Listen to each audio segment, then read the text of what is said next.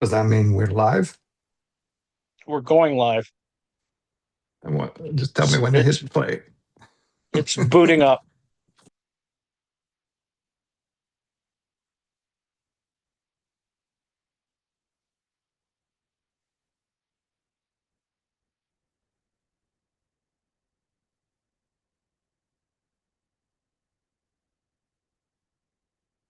Okay, hit it.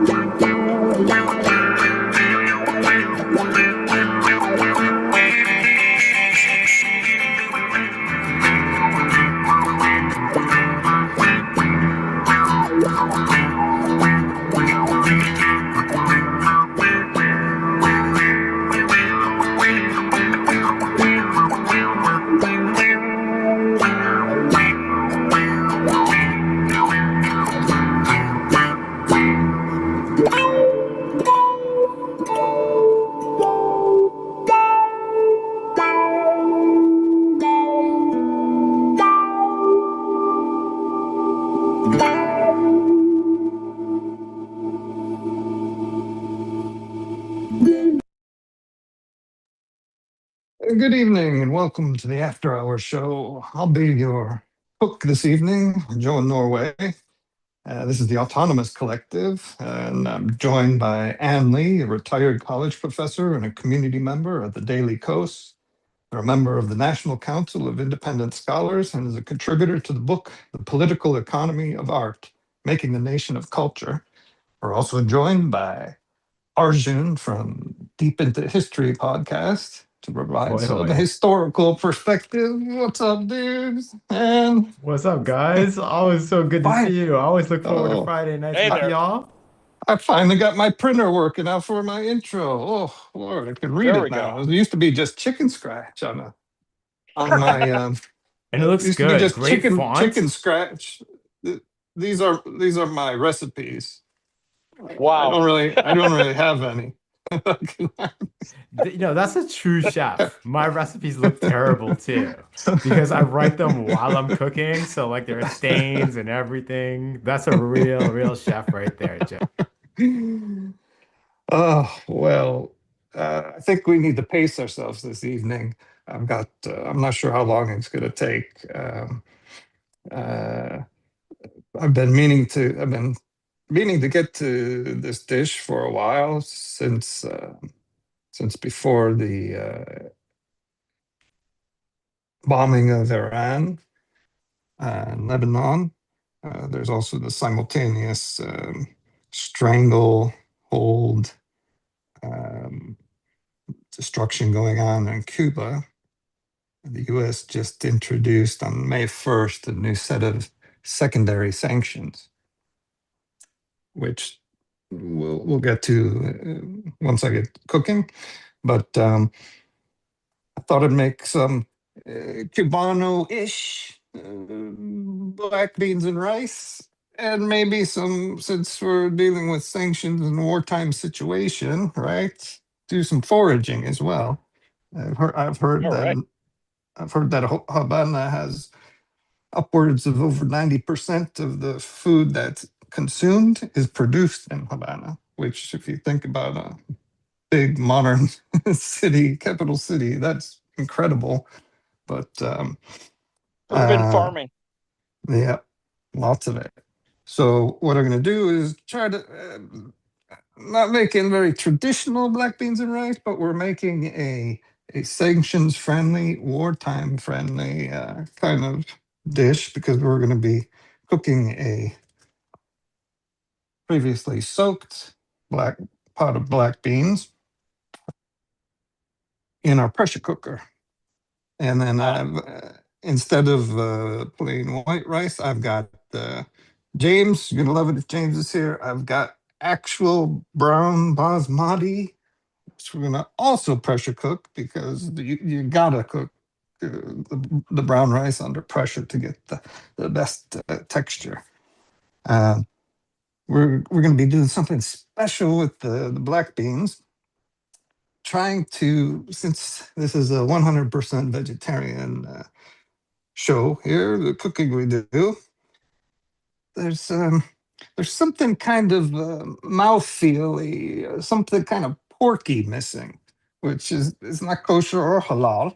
But what we're going to do is try to mimic that mouthfeel with kombu seaweed and get your chemistry book out there. We've got xanthan gum, All right. popular cheat for take a tiny bit of this, goes a long way. You mix it in oil before you blend it. If you don't, you're gonna get like clumps of tapioca looking balls. You just blend a little bit in oil and then dump that into your sauce, and that creates that collagen gelatin mouth feel. We might also add some double extra aged Marmite for a little kind of beefy umami smock, maybe. Got to taste the beans after that. And then what I've really been keen on is this Chinese salted cabbage, preserved cabbage, which is just full of umami, gives a little bit of texture, and it might get us to that porky-ish flavor everybody might be missing, or nobody might, but it'll taste good anyways. We're going to cook those. While these are cooking, these will take about hopefully 25 minutes, maybe more. We'll see. These will take 22 minutes for the long grain brown rice. We'll make a sofrito of onion and green pepper for the beans, and then finish it with some what do we call it? Vinegar, Eddick, or I've got my middle-aged Arjun. You keep halal? No. No, I'm my parents are Kosher? Sikh, so no, we just eat everything. Well, you're familiar with the Middle Ages verjuice? Of course. Yeah. So Yeah, so can, it's like sort of half fermented grape, right? Halfway between wine and yeah, it's not well, not fermented. It's just raw grape juice. So there's no alcohol in it. So it's if you're not a boozer, then verjuice is your way to go to get some kind of wine-like finishing, or vinegar, but it might be easy. But our actual co-star of the evening is this little fella here. Wish Nancy was in the room. This is Agopodium podagriaria. Graria, yes, podagraria. Otherwise known as skvalderkål here in Norway. Sorry, otherwise known as what? Skvalderkål is a Norwegian word we have for it. It's sage? No. No? It is bishop's weed, ground elder, ash weed, Cool. ground ash, gout weed. I think they forgot. I think they forgot to put parentheses anti-gout weed in front of this thing. So this is a literal weed that grows. People put it in their yards and in businesses. That's been used as an ornamental, but it's actually a rhizome invasive species. People waste their mind trying to get rid of. But when you harvest the little freshly emerged leaves like this, they are reminiscent of parsley. It's part of the parsley family. It tastes like mild celery and carrot greens, but it has a bit of a peppery taste to it. Not really bitter, so it's great and just raw like this in salads. I made tabbouleh with it yesterday. Fantastic for if you can't get freshly cut baby parsley, go out in your backyard if you have one, or city park that doesn't spray rat poison. Look for this. you, you'll Very love it. cool. So I made sag paneer with this. I guess it's not sag, but yeah, like stewed greens. So we're gonna saute these, baby. First, we're gonna get our beans, get all everything that needs to be under pressure, and then we're gonna go harvest some more ground elder. It's literally everywhere out my back door. The rhizome roots system is like a network of neuronal overcooked spaghetti. It's crazy when you pull them out. It's I'm not sure if you could use the roots, but so that's the plan for the cooking. So you could take your time. A bit before we get into that, I wanted to talk about. I forgot to mention that Nazi punks. Fuck off! It is the 8th of May, which is technically Liberation Day slash Veterans Day here in Norway. And it was the day where the Nazis uh, relinquished control of Norway. There was a peaceful exchange. They sank a ship. A ship got sunk, didn't it? Well, peaceful-ish. It was like celebratory gunfire. I mean, there are people stuck up in huts in the mountains. And when the message came out, on not everybody that got the message from the BBC that the cows are in the barn, quote unquote, which was the signal for the resistance to become how do you say Active. visible, active, yeah. So they put on their green armbands and they essentially took over. There's about 40,000 in the military org. The military wing of the resistance was about 40,000. There's a 3 million Norwegians, but there was tens of thousands of others that were resisting in many other ways.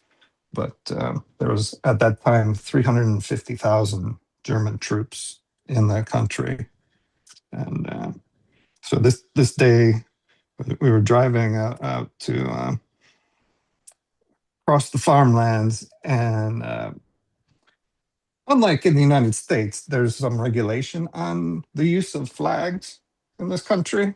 Communists, you damn communists. As the Swedes say, we're the last communist country. So normally we can only fly this triangular, I forget the name of these flags.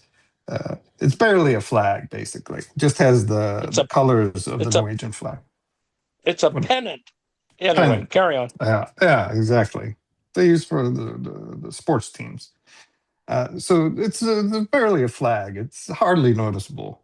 But today, on special holidays, they'll bust out the full Norwegian flag, and I swear to God, I don't know. I guess we're city slickers. This is our first year out in the boondocks. Don't get out much in the rural parts.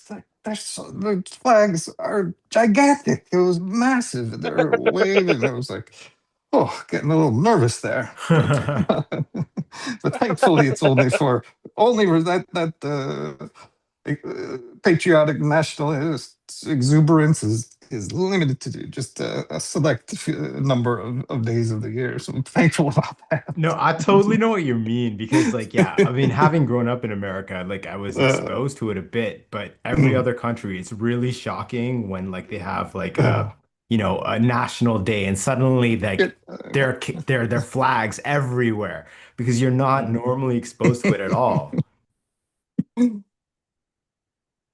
Oh, I'm losing my headset.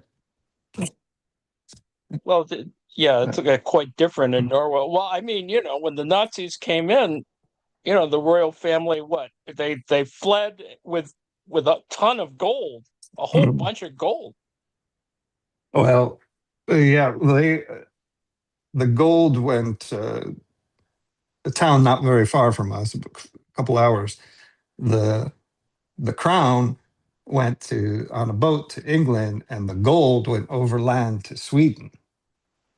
And the Germans were after they kind of distracted them. They leveled the city where the gold was. But, oh yeah, of course. So I have a feeling it's been a busy week. I don't know where you guys want to begin. Oh, geez. Yeah, Prof. Fun, you take it away, because there's been a lot. I mean, it's a lot every week, but Well, yeah, it's been really stupid. Trump himself is just, he's really out there. He's contradicted himself. He claims that there's a ceasefire. There's no ceasefire. I mean, they've been shooting at each other, and not much of a ceasefire if you're shooting at each other. So that happened. Apparently, well, the first part of it is the Iranians were fired on U.S. ships. I don't think anything really happened. There was some, countermeasures and other things that occurred.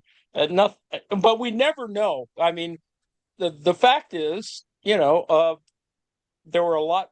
We've discovered in the last couple of days there were a lot more American bases in the Gulf that got hit, and they got hit pretty worse than people want to admit.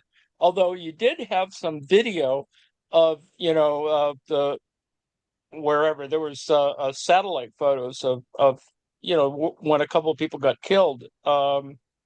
Is a pretty accurate strikes. yeah, because they've been doing, like, correct me if I'm wrong, but like a 2 to 3 week delay on previously available, like before the war, those satellite images would be available live, and now we're actually seeing the strikes from, the result of the strikes a couple of weeks ago. And it Right. looks like, yeah, like Well, those the US Pentagon, bases are just decimated. Oh, the, one the interruption. I'm going to Pentagon be is interrupting you chilling. guys.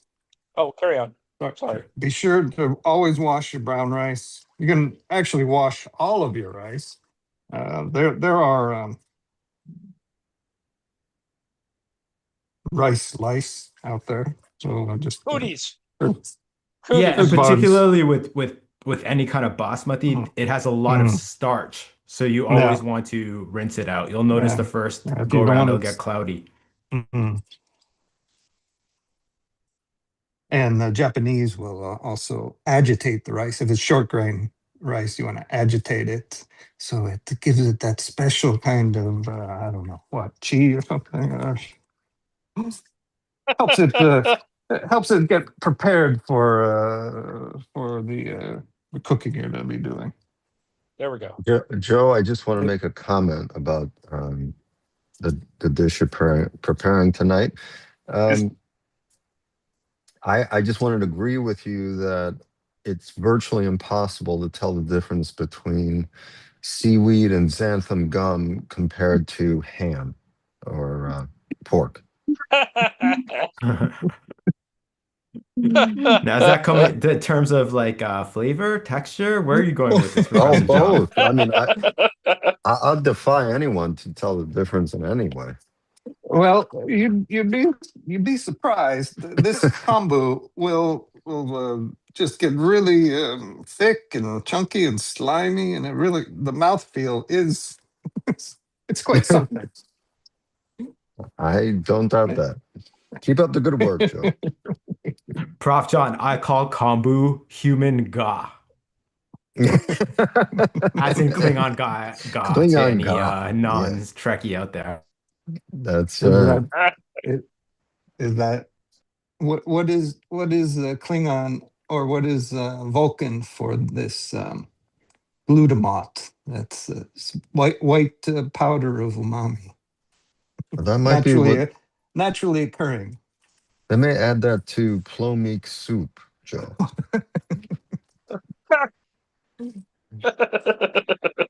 uh, there must be a Klingon or Vulcan cookbook. Anyway, unless we become distracted by Star Trek. Anyway, busy week. Before you go, we're going to throw in while the beans are cooking, we're going to smash some garlic. Oh no, the garlic's going in the rice. Half of this is going into or we can put both of them in there. Put the onion in the aromatics with the beans while they cook as well. So kombu and onion. In the pressure cooker. Season it later. Yeah. Okie dokie. Speaking of pressure cookers, Yes, the apparently Strait of Hormuz and the Persian Gulf is our current pressure cooker. I wanted Yep. to ask you, Prof. M, what is your read about the moves that have been going on in terms of like politics within the Gulf states? Because it appears Well, that like Saudi Arabia and UAE are like not literally, but proverbially on the edge of like war. yes, that's true. But I don't think well, maybe it will, but it is about alignments as opposed to other things. I still think I'm being a determinist, but it still is ultimately about resources. So, UAE dropping out of OPEC and et cetera, and these random, well, they're not so random. The first break a couple of days ago in the ceasefire, that was aimed at UAE and at Emirates. So, there's other things going on, and we're now beginning to see kind of the stupid nature of the war. I think there's a Jewish newspaper today that has the scoop on how the Mossad caused a bunch of riots and things in Iran just before the war. Mhm. And so they're creating these, they fomented disorder, street disorder, and this was used as an argument to Trump to go ahead with the war. So it's all, it's false flag trickery. So there's that part of it. But in the Gulf states, I don't follow it that closely, but it does appear that everyone's waiting for this to get sorted out, and it, everyone's being patient.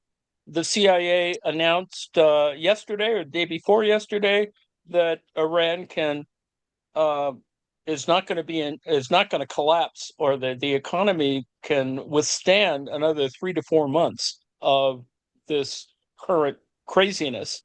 Right. And it blindsided the White House. So there's a whole nother thing going on there. And that I mean, there's probably some infighting going on because Tulsi Gabbard should have known this and alerted Trump to why this report is not a good thing, to show that the Iranians, or they don't care that another 3 or 4 months of this craziness, and it's not going to hurt them. And then Trump does this normal thing about, oh, well, there's going to be this big glow and blah blah blah blah.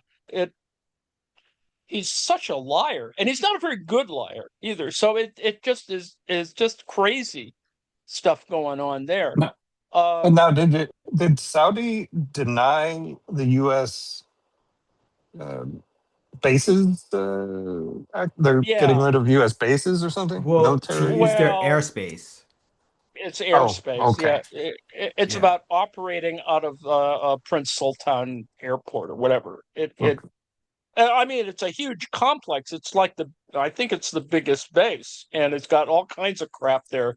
It's not just it's not just a military base. I think it also is connected to an airport. But anyway, yeah, the Saudis are being difficult, but I think that's the whole business of Gulf politics. And ultimately, it's decided by things like, Shell is making a lot of money at the front end, and that's been announced. They, So much doubled money. or tripled.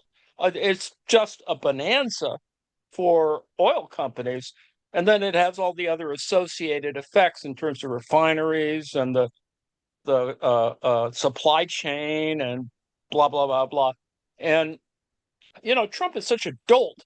I mean, he tried to sell the idea that he was being a humanitarian a couple of days ago by, oh well, all these people are on their little ships and they're not getting supplies, and it's stupid. It's like Trump has never Yeah, been on because the like he water. like we don't remember, and we remember how much he cared for those poor crews that were and passengers that were stuck on cruise ships for the first six Cruise months ship. of the pandemic. Remember? They And just now like we're were on the sitting there. hantavirus. Anyway, Now carry they on. have the Yes. antivirus.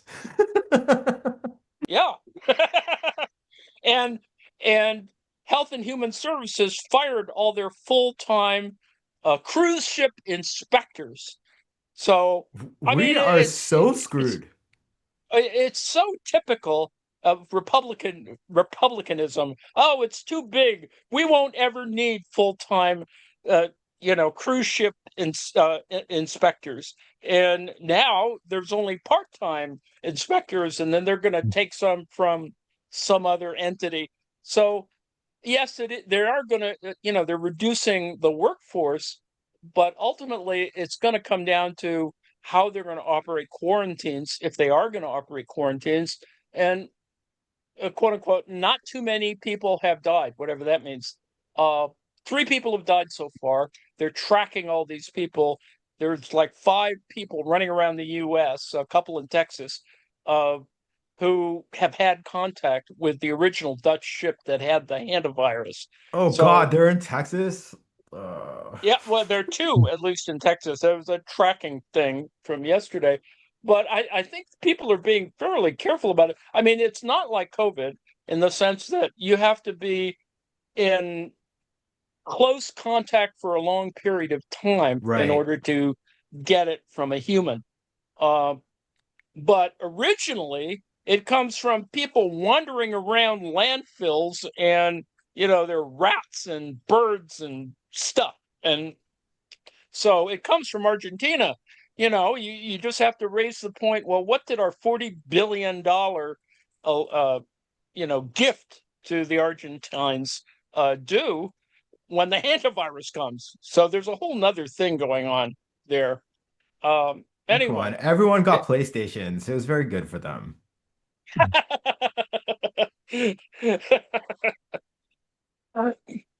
the other part of this, of course, is Trump went all Zelensky on Lula when the Brazilian president came to the White House. So, you know, they had planned a little joint thing where Lula was going to sit next to Trump, and Trump would, use the same BS that he keeps cranking out. But Lula, being a dedicated leftist, would have said honest things and would have made it crazy. So essentially, the Trump people played it like Zelensky. They kicked him out of they didn't allow this event to occur, which pissed off the media because they were sitting around for hours waiting for this thing to happen, and it didn't happen. So there was that. Uh, and the background, of course, is that Trump wants to break Bolsonaro out of prison, which would be kind of interesting if he tries to do it like Maduro. But that's a whole other story. I That would be, oh my God, they got to do that. That'd be too funny. I it was like, would be it'd be hysterical. earlier this week, I was speaking to my cousins in England, and the big media story there was at the end of last week. I think actually on the Friday before our last meeting, um, it was rumored that Trump was threatening the English that he'll endorse Argentina taking Oh the yes, yes, yes. Falklands back. And my cousins are like, "Well, no one gives a shit about the Falklands. Like, no one will care. This is so stupid." I mean,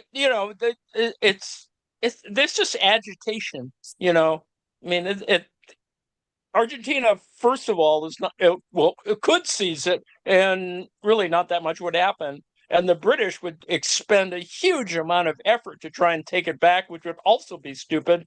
And you know, the Brits have military superiority, so it would just be a stupid little war if they went to Falklands too. But anyway, I think so he's there's just that. he's just plucking at strings because he needs Oh some yeah. kind of international support for this Oh stupid blockade that he's doing in the Middle East, and no one's taking the bait. no. The Iranians just are calling his bluff every damn time. They just say, "Well, you know, do it if you're going to do it," and it just hasn't happened. And and of course, there's pressure on the U.S. side because a lot of people, including some moderate Republicans, are now pretty concerned about, you know, it's not war powers, but it is stupidity at kind of work. Uh, because Do something you, stupid is going to happen. I mean, they've already killed off a few Iranians. They blew up fast boats, and there's no video of it. So there's a whole nother bloating problem that, you know, so they in compensation, they blew up a couple of ships in the Eastern Pacific and the Caribbean just so that they'd have, you know, something that looked like it was blowing up. so they could So feel 6 or 8, yeah, it's It's just weird. crazy. It's weird timing, but yeah, they blew up a couple more boats, and you know, there's video, and but there's no video of the Iranian or the, you know, Hormuz boats being blown up, and you'd think they'd really want to show those pictures. So there's a whole nother set of questions There that's was going something on. weird that happened. We've discussed about this before, you know, about like influencers or I should say Mm. like what foreign, what do they call it? Expats who were living in Dubai and Bahrain, all being arrested for doing the missile strikes. Something happened, uh, what was it? Day before yesterday when Iran attacked the UAE. Is it the Faroes oil facility? The one is that Right? is on the Arabian Sea, not in the Gulf. Yeah, yeah, yeah, yeah. Iran struck that, and there was some picture or something came out, and a Mm. whole bunch of people were arrested in the UAE. Like apparently who had nothing to do with it, but anyone with a cell phone in that vicinity was immediately arrested because apparently the Yep. damage is pretty extensive. You know, these are pretty decent mid-range or short-range missiles that they're sending out there, and they're kind of hard to knock down. And of course, there's that constraint of how many Patriot missiles are you going to use, and there hasn't been a replacement. The Ukrainians made a replacement an interceptor that costs, you know, a tenth of what a Patriot does, and it pretty much does the same job. So that's going to be the big thing that's going to change in the next 5 years is cheaper, more effective, you know, better electronics, interceptor technology. So there's that, and then there was the counter the piece that was brought up that the Russians at the beginning of the war were offering all kinds of drone tech to the Iranians, and so you know, there's a lot of underlying agitation because you know, people in the military, the Pentagon, you know, probably knew that, but they're annoyed now that people know about this. So there's a whole nother set there. But it did sort of cast a pall on Trump declaring today that there's going to be a 3-day ceasefire in for everyone in Ukraine and Russia. I mean, it Wait, didn't he's trying to take You get a credit. car. You get a car. he declared it today? Yes, he did. Oh my God. It's a true social thing, and it's gotten a little bit of play. But he's trying to co-opt, you know, the fact that Zelensky already started the ceasefire two Right. days ago. So, and For the But this is parade. all Putin. around. Yeah, this has to do with the victory day, right? In Russia. Oh yeah, absolutely. Mm, Yeah. Oh, they're sweating. They're sweating. mm. There's other things going on. You Oh, know. speaking of sweating, let me interrupt you again. All We've right. got the sofrito sweating here, onion and green pepper. I am going to violate the law, and I am going to go outside and forage while I leave these explosive devices here and shit burning on the stove. Yes, the So pressure we'll get cooker to- is the original human IED. Indeed. I mean, it's just Uh, perfect for what it does. Anyway, Now, granted, I'm cooking on electric. When the war comes, I'll have to switch to wood, so it won't be as efficient. But even as efficient as it is on gas and burning on wood or gas, these beans will take 25 minutes versus an hour and a half, 3 hours, however long you want to cook beans. So you're looking at really significant um, cost savings in terms of energy. So Yeah, people, it's life-saving, it's time-saving. mm, They used them in India and Mexico, like any place that yeah, uses a lot of yeah, lentils, for yeah. sure. So brown rice, instead of 45 minutes, 40 minutes, 45 minutes, brown rice takes 20 to 25 minutes. White rice takes 5 minutes. It's real lifesaver. But unlike the Instapot, when the war hits, I'll still be able to use these, whether it's electric or burning on wood. We're sorted. indeed. Okay, I'll I go. like that. We're gonna Go go forage. Go. forage some gout weed, anti-gout All weed. righty. You could leave the camera there so we could watch the pressure cooker explode. But anyway, carry on. Oh no We no could put a no! countdown. I've got my handy. You're joining me. Oh, all right. Oh, yeah, sweet. We're just going along for the foraging. Okay, got it. Let's go. Well, Putin was sweating. I mean, clearly they moved a bunch of air defense surrounding Moscow. There's like all kinds of air defense, in place, and they're just incredibly paranoid. And Putin was actually negotiating for a 1 hour ceasefire because he was really worried that the Ukrainians were going to do something, and the Ukrainians, they've already got him on the ropes. That the fact is, they could launch one of those little, short range fire and forget weapons, and it would just screw with everyone. It's kind of embarrassing when you're sort of negotiating for 1 hour of ceasefire so you can get your Victory Day thing over with. And it is a big deal. The Victory Day parade is a big Oh, deal in it's Russia. huge. Yeah, it's huge. It's like picture the biggest holiday in anyone's country. It's that. There's a lot of pride that goes along with it.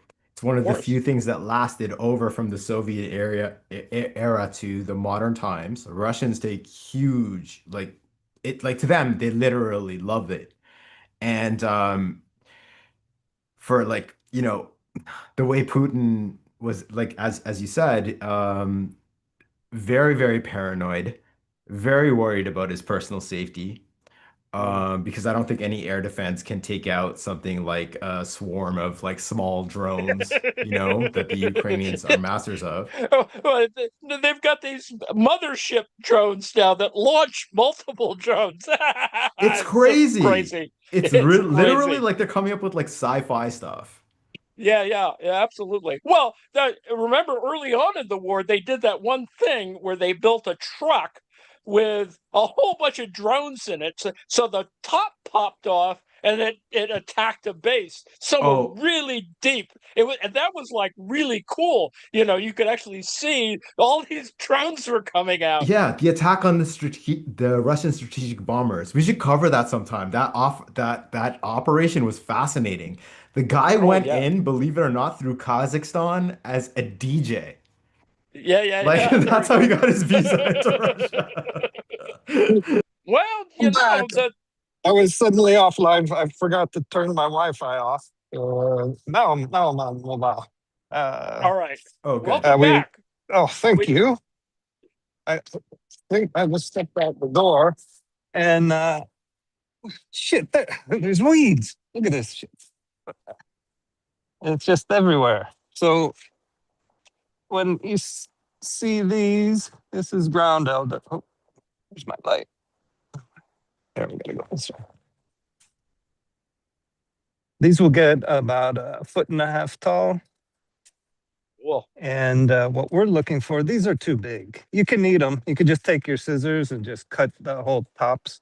And I'd stew the ones that are this size. But what we're looking for are these little babies. They just came out like a day or two ago. So these ones we want to harvest as much as we can. They're super delicate. Like this one is ideal.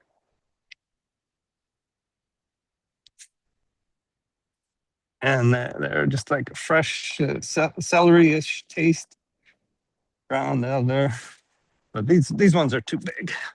I mean, it goes everywhere. The rhizome is literally the whole, we got fields and fields of it everywhere.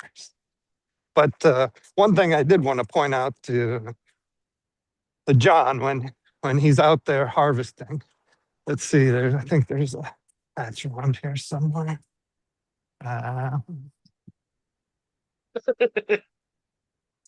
Over here, goes back here. Now, here's some, we got some ground elder, or goutweed, or bishop's weed, or skvalderkål in Norwegian, or hundechecks. Oh no! Oh shit!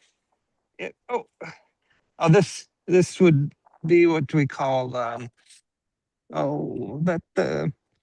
drink that killed Socrates. Hemlock. Hemlock. There we go. So you want to avoid picking that one and just stick to the ground elder. Or what else do we have? Next week. I love how you just have like hemlock growing there and you pick up the thing right next to it. That was awesome. Where are they? They're here somewhere. We have stinging nettles. That'll be on the menu for next week. There we go. Healthy. Here's Yeah, one. absolutely. Thank you for this, Joe, because it could come in handy the next time I'm foraging, which could be as soon as 6 decades from now. Come on, Prof. Well, John, have faith. Society's gonna fail long before Try- then. You'll need to Oh, forage man. sooner. Indeed. That's true. You gotta throw caution to the wind, man. Yeah. But it's all very postmodern with this rhizome thing. It's all very cool. It's very 21st century. Indeed. Totally. Anyway, uh, we're getting close to our schedule to talk about schedules, but we can continue talking about the war. We got it's not plenty gonna- of cooking time to do. Yeah, to go, so take your time. I just thought we should also touch on the fact that the Supreme Court's decision about gerrymandering has Jesus. and what all the red states are doing right now as we speak is allowing them to basically redraw congressional maps willy-nilly. And what you're seeing is the elimination of something between 7 and 15 current serving African American members of Congress, because what they're doing is basically eliminating any black majority district. Yep. Well, I don't want to argue for the other side, but they may have overstepped their bounds in terms of drawing complex black district. The one in Louisiana is kind of interesting only because it's a logical way to do it, and it's not that different than Jim Jordan's district in Ohio. It's all convoluted. So and they all touche. You're absolutely right. The way that these districts are drawn in the modern era are insane. Like Yes. you'll have like 200 mile square mile stretches connected by a tiny line just to avoid certain neighborhoods. Well, Texas has one that's 230 miles across, a district that it's in East Texas, I think, and it goes around Austin. So it sort of starts below Austin, goes up and around, and then goes to the eastern border, which is like really weird. But that's what Yeah, they do. but Um, but this this looks like is, that all the yeah, like all this talk of like, having, I'm sure they will still have ICE agents at election stations, but this is how you actually oh fix an yeah, election. Because it was oh like, at yeah. least for the House, it was going to be a complete Democratic sweep. Now they might, maybe can eke out a 1 or 2 seat majority. Like that's how drastically this has changed things. Yeah, yeah. But I think if they piss people off with this, the shenanigans, it may be that, even all the independents and maybe even some Republicans get pissed off about, how they're screwing around with people's votes. So we can hope. And the $1 billion ballroom, uh, stuff like that is going to piss people off. I mean, ultimately, that's got to piss people off that they're trying to sneak through, with the DHS funding. Um, I don't know how you can get $1 billion out of that hole in the ground. I mean, there's a bunker, and I wrote a thing where the ballroom is not going to protect the bunker. I mean, Trump says, "Oh, well, it'll be drone proof, and that's why it's for national security." Well, the reality is, no one's going to launch just a drone at the damn thing. They're going to launch something a little more serious if they're really going to do it, like a hypersonic missile or something. And the Right. whole protocol is that the bunker is only designed as a temporary measure to get the president out of there. The president's not supposed to stay in the bunker. He's supposed to go to Mount Weather, and or some other place. Yeah, Air And Force One first, and the vice yeah, president goes Air Force Two, and they take them Cheyenne Mountain or wherever. Yeah, absolutely. it's just stupid. And so it's just this boondoggle, of course, because there's all this tech that's going to go in the new and improved bunker. So it's just It's a such a boondoggle. grift. It's just a Oh, mass. it's all grift, Everything that these all people grift. do is a 100% just like looting the public treasury. Absolutely, Well, absolutely. now that's not exactly what I heard in a presentation by Secretary of War Hegseth in this fancy. It seemed Well, like people. this was for the benefit of the taxpayers, and Oh yeah, actually, yeah, yeah. $1.5 trillion is some kind of savings. Oh, yeah, they're going to keep us safe from a lie that Hegseth said. Oh, well, in the prior administration, there were, 15 instances of troops protecting a voting place. With total lie. I mean, it's just a bald-faced lie, but it got out there, and so there's all this stuff that's so weirdly problematic. I mean, Yeah. it's so blatant that they've done this, and the news operations are not really doing what they're supposed to do, and of course they're being co-opted, and et cetera, You're et cetera. far So too kind, Profen, because oh my God, the news outlets are completely pathetic. Like utterly and completely pathetic. And you know everyone I'm talking about. You saw oh them yeah, oh on yeah. their knees at the White House Correspondents' Dinner, pretending to be terrified under the table. These journalists were Oh taking selfies about how scared they were rather than pointing their camera at the door where some news might have happened, yes, you know? absolutely. And not all that courageous, and Wolf Blitzer losing his shoe is not exactly a profile in courage. So anyway, I can write a poem about that. This is too funny. Like, I love how like he clearly lost his shoe before the shooting happened because he must have lost it on the way to the urinal in the washroom. Yeah, And there we go. therefore he only noticed it when he stepped in a puddle of something. Yeah, there we go. And then the shooting started. So Wolf Blitzer is a true American hero. Okay, our Uh, rice is done, so we can all turn that right. one off. We'll let that one naturally cool while we prepare the other stuff. Just wash these babies up. Very And nice. Nice. saute them. Give the beans a little bit more time. Mm.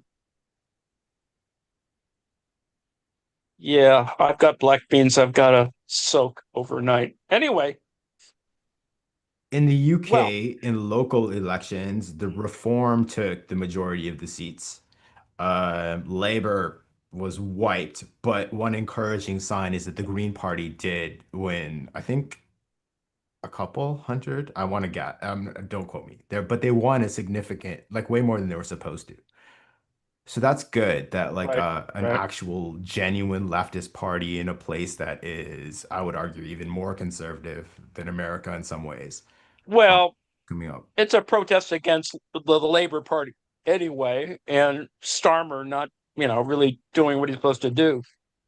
Mm. Um, well, and British politics. Well, we could go on about Yeah, I British know it's too politics. weird. It's too weird. It's too weird. I no, no, totally. I just thought I pointed out that like when false populism also like draws a lot of attention, but actual populism in terms of the Greens actually really, really, um, you know, carries weight, especially when you have inspired candidates who are literally doing the grassroots on the ground, going and seeking voters as opposed to because they're largely ignored by the media and Yeah. got no mainstream exposure. And it's like literally door-to-door campaigns, which is really encouraging.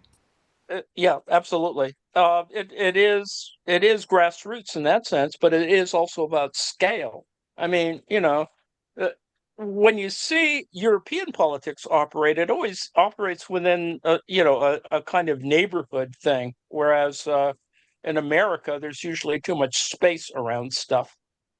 Regarding the media, the Greens have actually had more media than anyone, but it's There we all go. been negative Oh, really? Yeah, no, okay. Yeah, no, the because Lane, perhaps I misstated that. the They're covered very much akin to the way that Bernie was covered in 2020 during the primaries, right? Mm. well, more Corbyn because Ah, they're calling Zach Polanski the leader of the Green Party, Jew. Ah. They're calling him anti-Semitic for supporting Palestinians. Oh So God. we didn't the Corbyn bunch of which I was part didn't ever think they would stoop that low and actually accuse. Mm.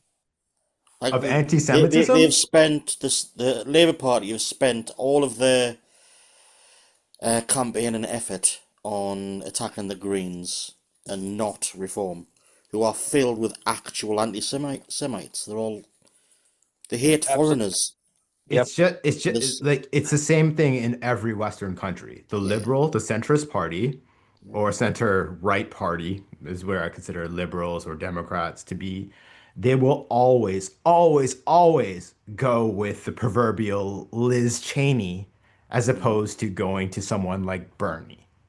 But Because that's only Yep. in Labour terms. That's only been since the 90s, since Blair. Before that, they wouldn't have counted as Oh, such. yeah, since Blair. Absolutely. Well, Mhm. Blair perpetuated Thatcherism, and that's where we still are. We're still a yeah, Thatcherite country, basically. New Labor was, pretty much a bad clone of Clintonism. But anyway, Yeah. uh, so But it's Greens have had, unfortunate like I the say, analysis doesn't. Greens have had all the media basically, but it's been the media piling on trying to claim that they're riddled with all the anti-Semites that were in Labour under Corbyn. Yeah, all the coverage I read this That's morning was saying how like in essence, like Farage is the next prime minister of the UK, and I don't think that's true. But There's still a long way to go, and oddly enough, the few lefties that remain in Labour are rallying round Starmer, like for John McDonnell, he's a well, socialist. But I think absolutely. they, I think they still think that as a vehicle, the Labour Party is still the only chance of getting actual socialism off the ground. But True that. But I think Starmer's done his job on behalf of the establishment who placed him there mm, as leader. They plonked him into a safe seat.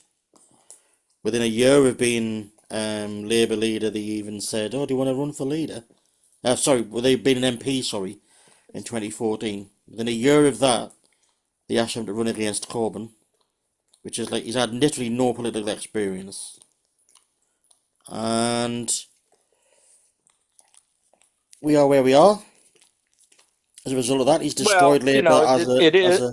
he's destroyed Labour as a going concern in the eyes of the British public. Yeah. Labor's got a lot of work to do. Hit some of you. There's, Thank you. in order to resurrect the party. Anyway, well, it's And not really that different from the U.S. The Democrats are, on the one hand, pissed off. Yeah. I just hope that the Democrats can sustain it for another 6 months. Mm. I'm worried about that. People are going to forget that really stupid things have happened, and people have got to be held accountable for all these stupid things. But anyway, I don't know. We keep, everyone. This is probably one of those times when Americans have very dark thoughts about, how our country is run. Not that they're going to do anything about it, but they'll have the dark thoughts. So that's kind of where we are. Well, Well, you've got a handful of those extreme liberals or extreme centrists going that's off the exactly what I was gonna rails. say. We have the Pod Save America jihad going on right now. The Oh, last ascent, Jesus. the last would-be assassin was apparently radicalized by the most milk toast, Twitter, blue sky liberal accounts ever. Oh, So John, I'm about to make a tiny slurry here. So we've Oh, I got All love right. slurry.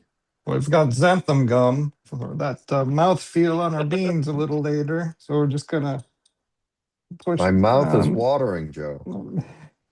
Oh, you're picking up that oil. So again, when you're using the xanthan gum, put it in oil first.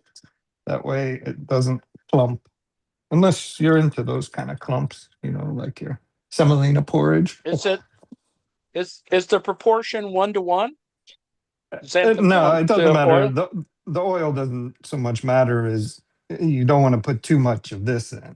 Otherwise, you'll end up with a kind of sludge, and it also tends to mute flavors. So you have to add extra citric acid or more salt or seasoning. So you want to take it easy. We're just trying to get a minor collagen-y texture there. Yeah. Oh, says our beans are done. Let's hope so.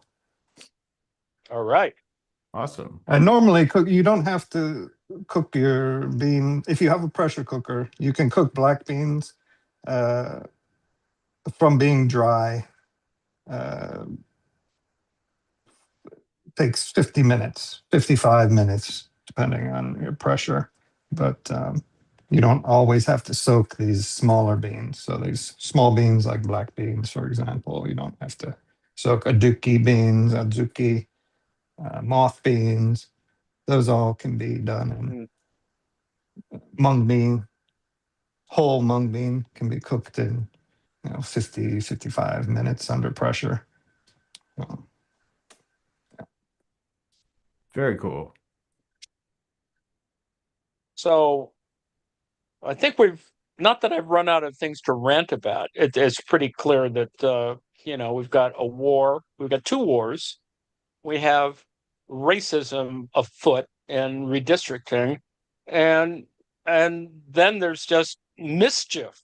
A pure mischief. I mean, with the billion-dollar ballroom and all this other crap, it's just they're just trying to distract us. Because UFOs are back. Today, Trump talked to, the White House yammered on about UFOs. So, yeah. They've been hyping up for the last couple of days that they're gonna release this major thing, and on Twitter and Blue Sky, what's her name? Anna Polina Luna.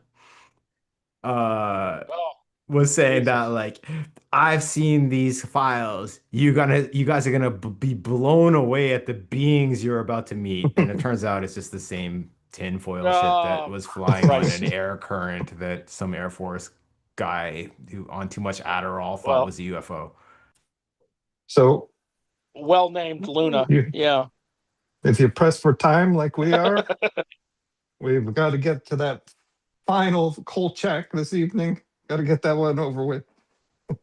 Hey, Well, we're Sorry. 30 minutes away This is going to be the from redemption Kolchak. of Kolchak. I'm finally going to appreciate it, I think, right? Just take This your one's words different. back, young man.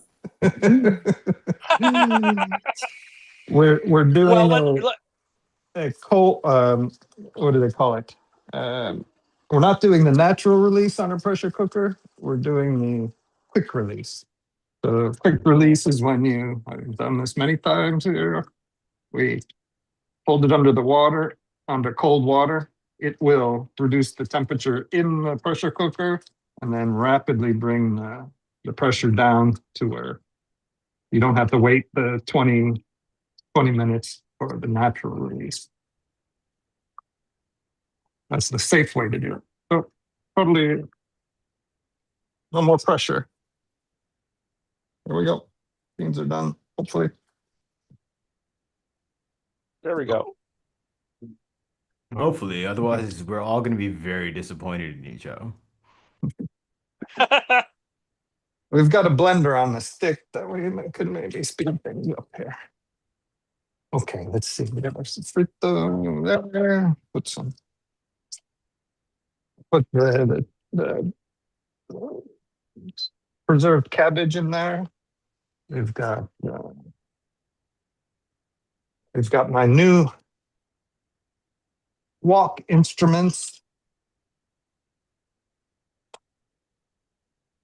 Just a side note. Look at the difference there. I'm getting old, a little bit old. I've got a giant wok and a giant. I don't know what I was thinking when I was visiting my folks, and I brought a gigantic wok in my luggage, and these implements. These are like for serving army, You the just army have or a something. you just have a desire to feed people, Joe. That's all. I think so. But the problem with this excellent wok ladle is that it's too damn heavy. And after like one dish, I can barely lift not only the wok, I can't even lift the ladle. So I finally found a decent replacement, which is a little miniature one, a little flatter. So I haven't tried it out. I'm very excited though. I could at least get four dishes with this one made without any trouble.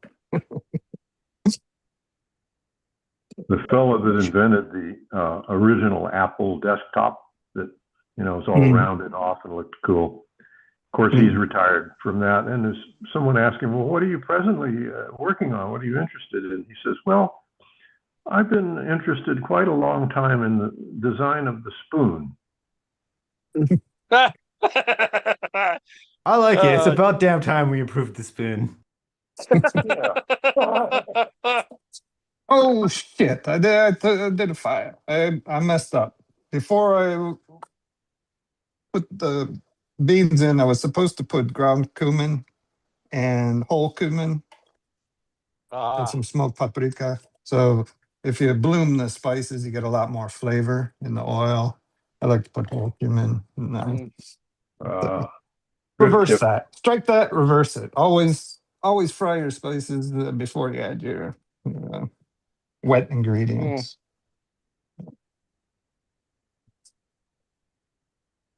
Indeed. What's the difference between frying dried spices and not frying dried spices? You want to take this, Joe, or should I? Go right ahead. I've got some blending to do here.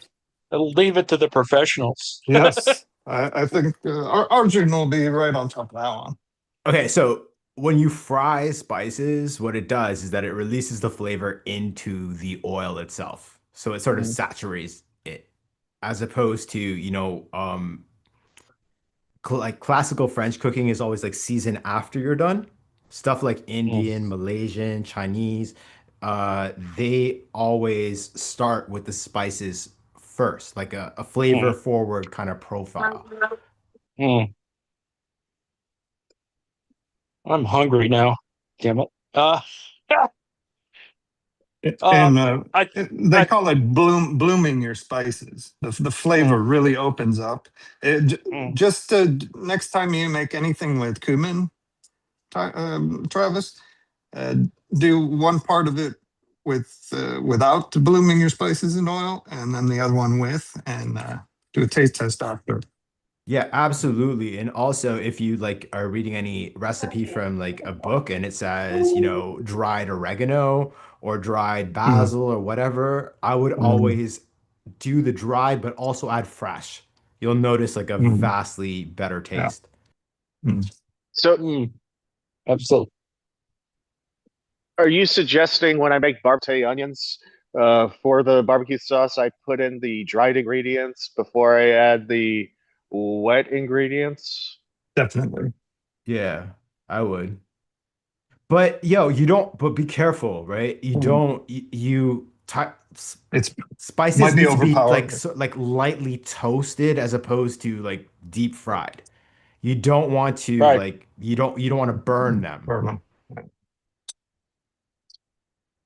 So like preheat the oil, throw in the spices, and then throw in what you're gonna sweat. There we go. I think you'll notice if you try cumin or mustard seed, you'll know those two are really quite distinct between the two when they're bloomed or not bloomed. Both are ingredients in my barbecue sauce. Yeah, so some people might think they're too overpowering. So you just got to be if you're blooming it, then maybe use less. Yeah, share your recipe with of your barbecue sauce sometime. Yeah,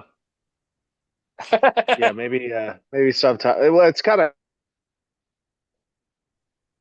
evolves with every. So I don't know if I have a concrete one yet. You don't have to reveal any secret ingredients. Kombu? You use kombu in your barbecue sauce for mouthfeel? I'm afraid not. No. You want to run everybody out of the kitchen, just heat that oil up good and hot and then put some chili powder in there. You'll need a gas mask. Yeah, be really, really careful when you fry chilies. Oh my God. Yeah.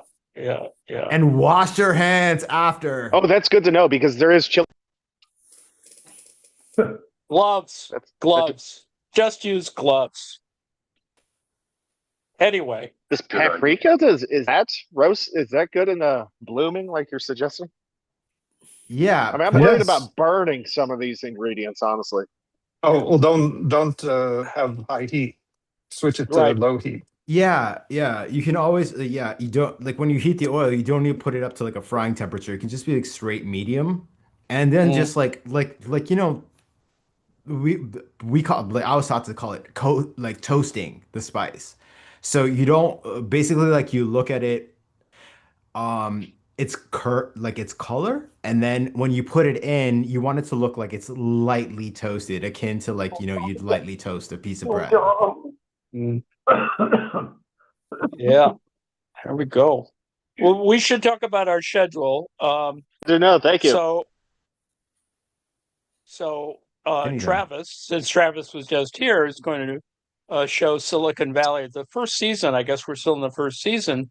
Later, after John shows Kolchak. John, you want to talk about Kolchak?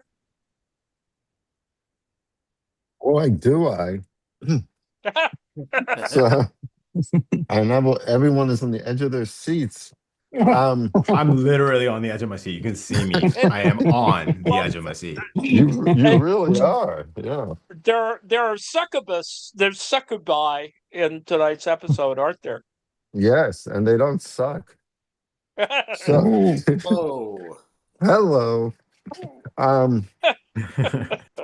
Yes, tonight's episode is called Demon in Lace.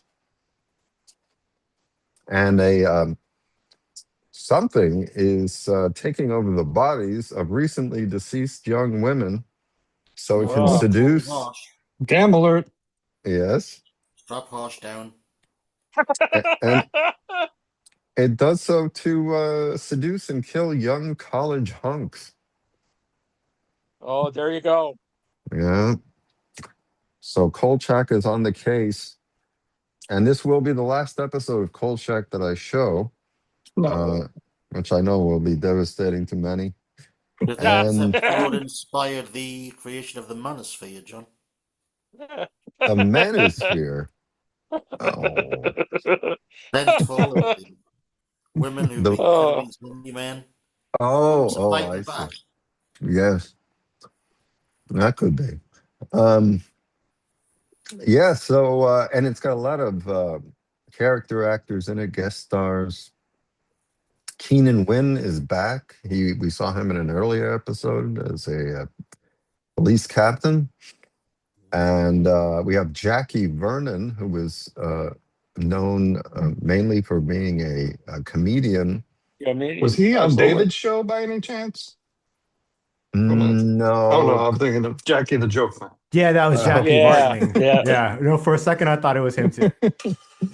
No, Jackie Vernon died in the 80s, so that would have been difficult to have him on the Feldman show. We've got Carolyn Jones, who is probably best known for being Morticia Adams on the Addams Family. Oh, yeah. We have Andrew Prine, who was in many, many things. We have Carmen Sabata, who was decorated by the King of Spain, among other things. We have wallpaper or something. No. She got an award, a medal. Oh yeah, what for? Yeah. Well, you're gonna have to wait and listen to her biography. Oh, John, sorry to interrupt. When you're frying your gout weed in oil and butter, just add salt. You don't need pepper because it's quite spicy as it is. Yeah. I agree. When I took my gout weed, worthy interruption, that one, Joe. Fucking hell. Everybody's quaffing the gout weed these days, aren't they? Get that down your neck, son. You forgot to run the breaking news music, Joe, before that. Yeah, shit. Stock press. Medieval food stuff. Needs pepper and salt. So we have our quite a few character actors as guest stars in tonight's episode, and hopefully you'll enjoy it as we say one wave farewell to Kolchak the Night Stalker. Poor Lane. It's gonna be all right. It's gonna be all right. What series are you gonna do next, John? So the plan is to do Alfred Hitchcock Presents. Yes. All right. Good evening. Lowbrow to highbrow? Hit. Well, I don't know about that, but all right, Joe. Everyone has their opinion. More yes. eclectic yelling, I assume. Did you know the dog Droopy was based on Alfred Hitchcock? Oh, yeah. Yeah, I'm Jowly. Jowly. Yeah. Hello. Peekaboo. Good character, that. Very annoying, wasn't he? Well, let's finish off the schedule so we don't. I'd show it to you, Anne, but I paid for the Zoom and the hosting and the domain and the security certificate, and next thing you know, the domain is down. So I'm not sure what's going on there with the schedule. Right. Hopefully, I wasn't well- fished and I paid for the wrong. Oh, well, that could happen. That is a reminder that those of us in our little pod here should pitch in and pay for the annual maintenance of keeping all this stuff going. Oh, yes. Well, we'll sort that out later. I think Yeah, it had to do with yeah. it had to do with Network Solutions buying web.com. So something's lost in the Damn corporate mergers. there we go. I don't know what the movie is going to be on Saturday. John or Lane, do you know what's going to be showing on Saturday? Whatever Susanna's playing. I think it's a Susanna. She's Oh, back. yes. She wasn't sure if she was going to be here, but oh crap, where is it?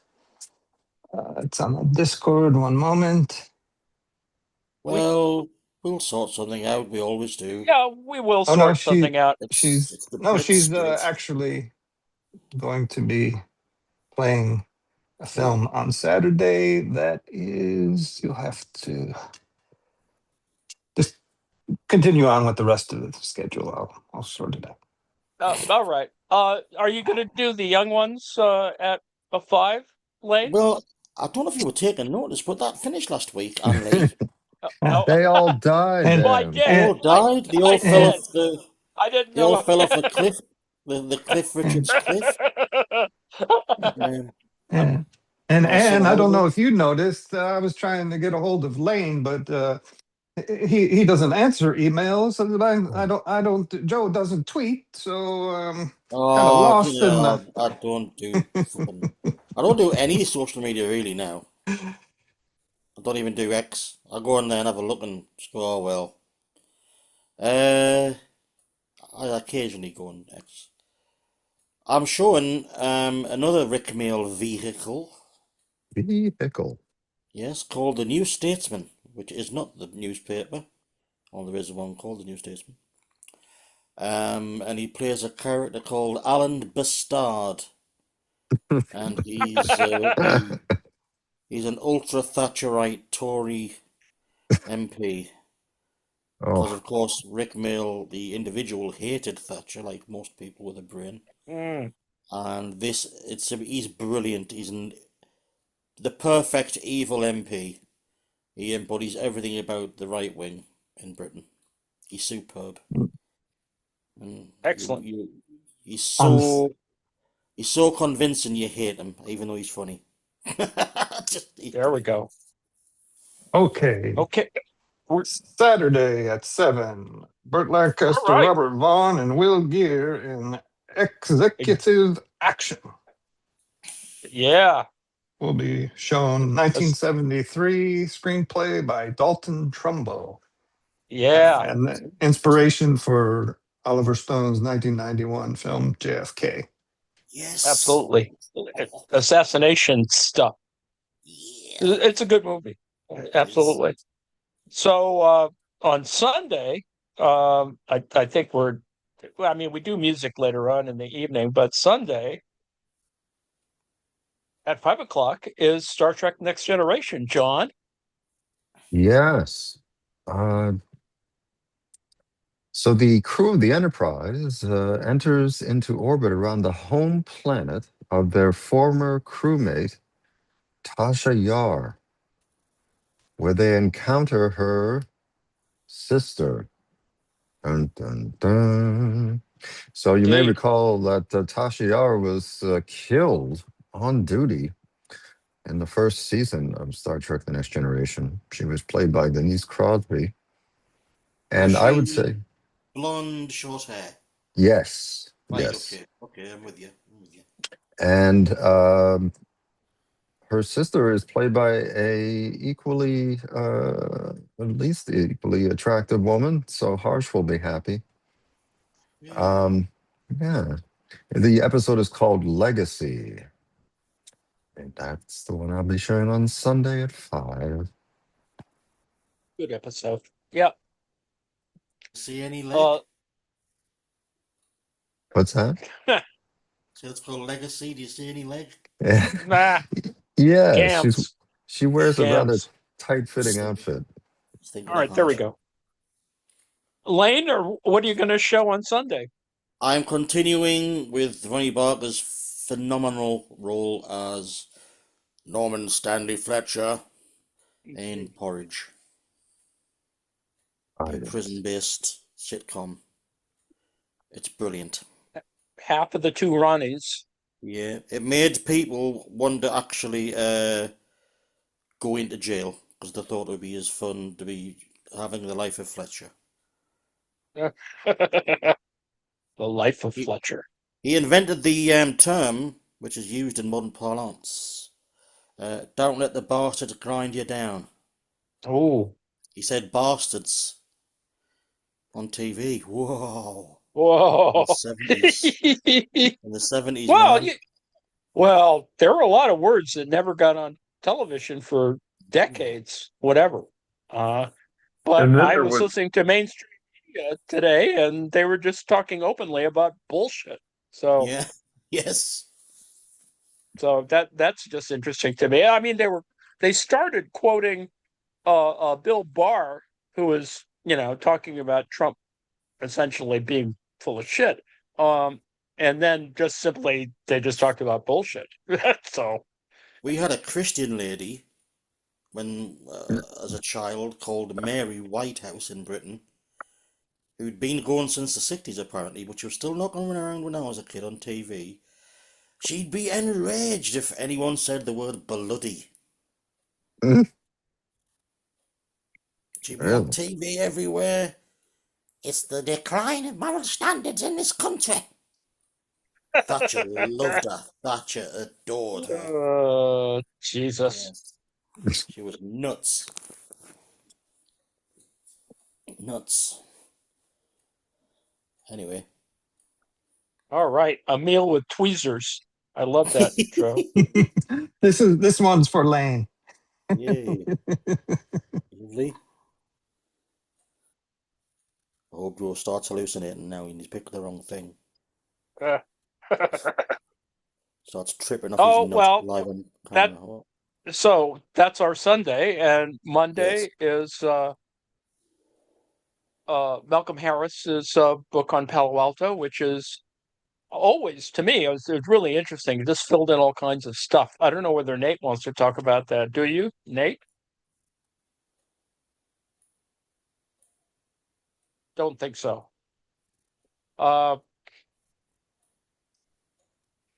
Anyway, it's a good read, and we have a copy of it available, et cetera, et cetera. And so that's at 8:00 on Monday, and then at 7:00, the Red Hour is 6:00 Central.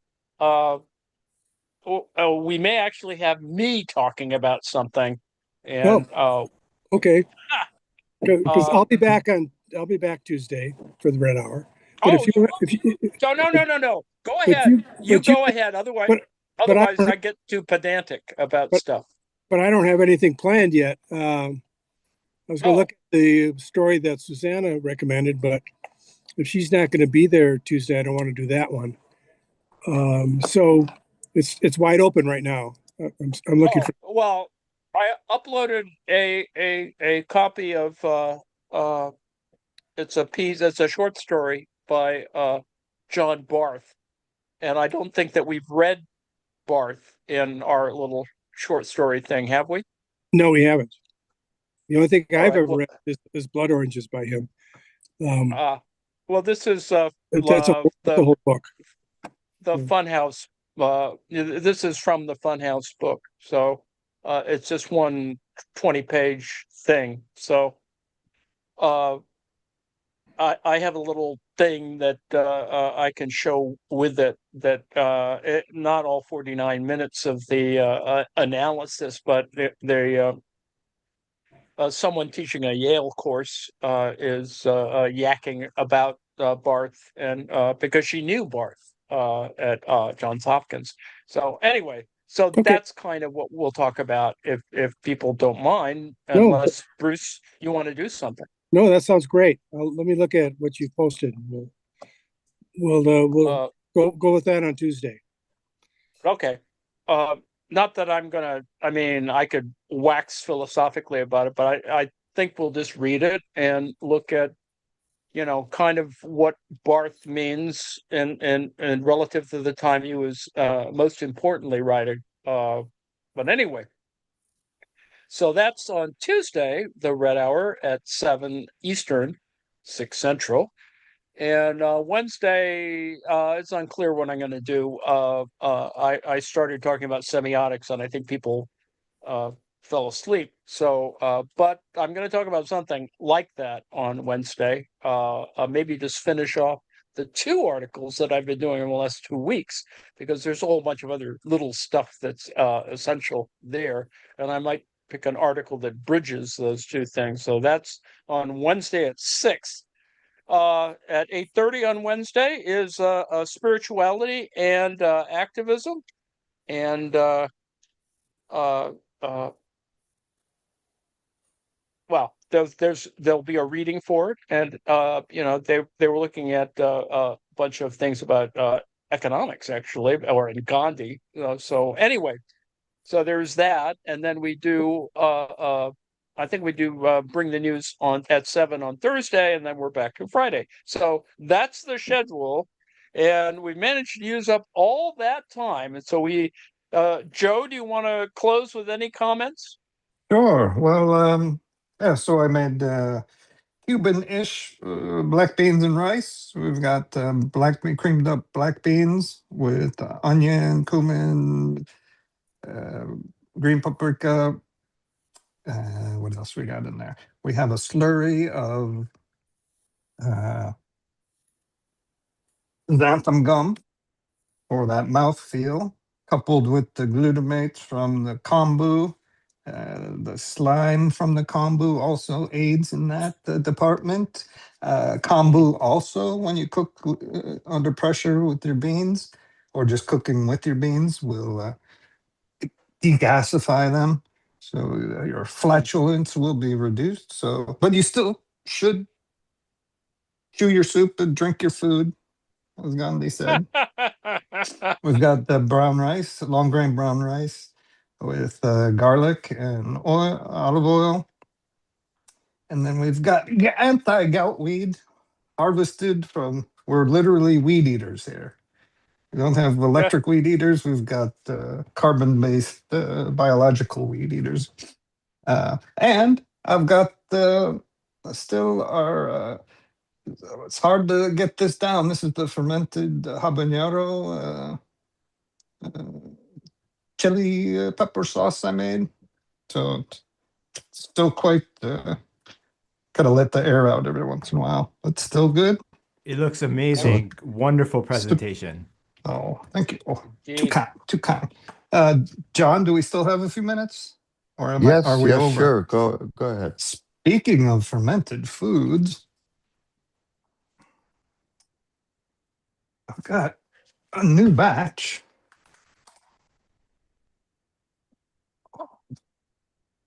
Pickles.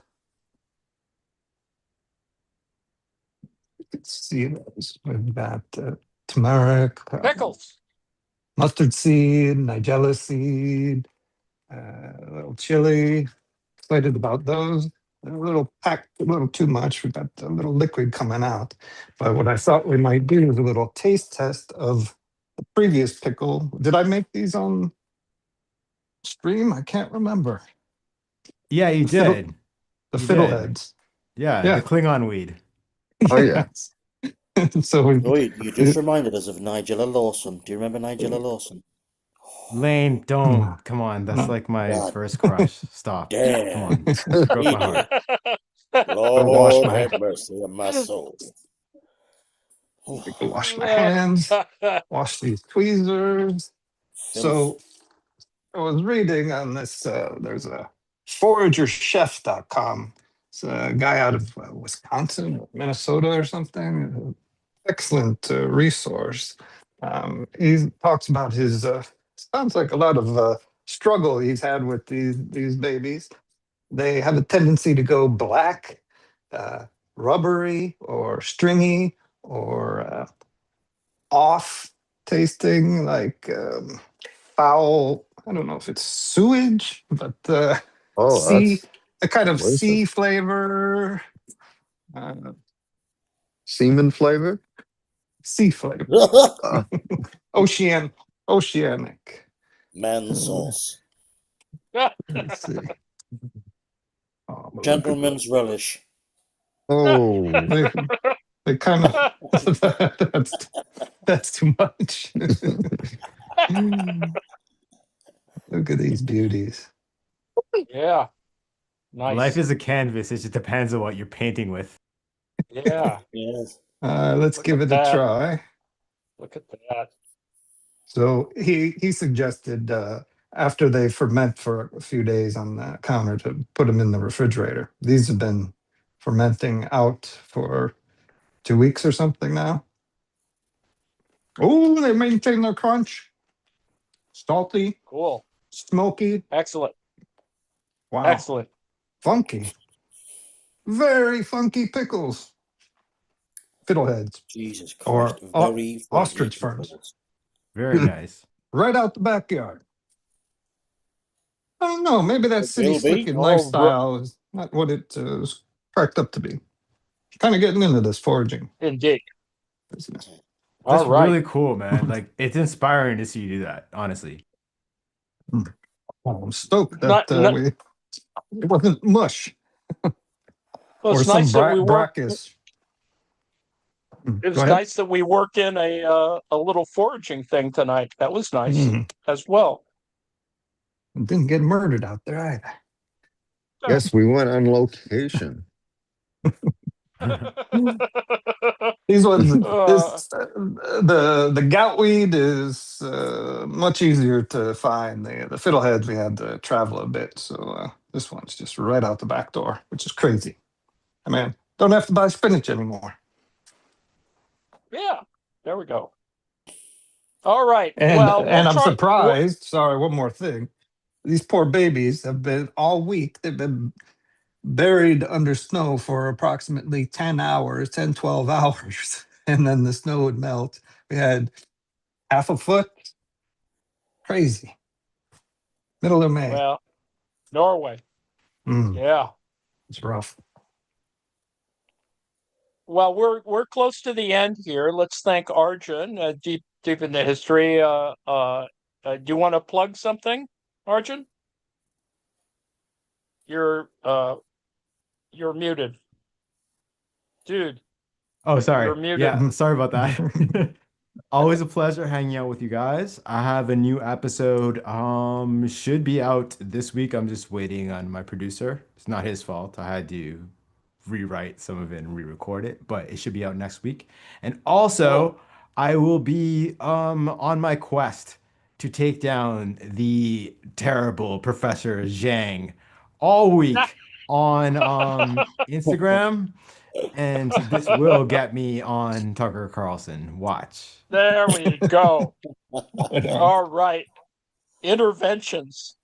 Oh, Yeah. follow me at Deep Into History on Instagram. Trust me, it's gonna go off. All righty. Right on. Thank you, Arjun. We're gonna try and do better next week. Bye. Yeah.